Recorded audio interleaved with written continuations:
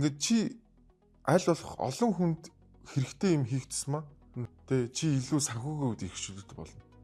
Цөөхөн хүнд хэрэгтэй юм хийгээд тусмаа л чи санхүүгийн хувьд эрхчлүүлээгүй тэ ядуу зүдүү за тэр тусмаа бүр чи хүнд ч хэрэггүй амьдрч явах юм бол чи бүр илүү л ядуул амьдрна.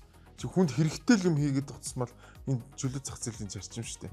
Чи аль болох олон хүнд хэрэгтэй олон хүнд одоо хайрлагдсан ч гэдэг юм уу тэ олон хүний сонирхлогдсон тийм юм хийгээд тусмал чиний амьдрал чинь сайжрал гоё болвол чиний бакет листний чи ихэнх нь баг биелнэ.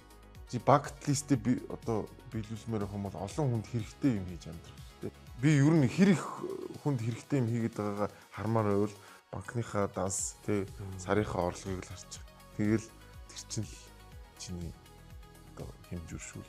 Ерөөсөө энэ одоо энэ бизнес гэдэг чинь ерөөсөө хүмүүст үн цэн бүтээж хүнд хэрэгтэй юм л хийж байгаа л гэсэн үг шүү дээ. Чи хэрвээ хүнд хэрэггүй юм гэдэг бол энэ шууд дампуур шүү дээ.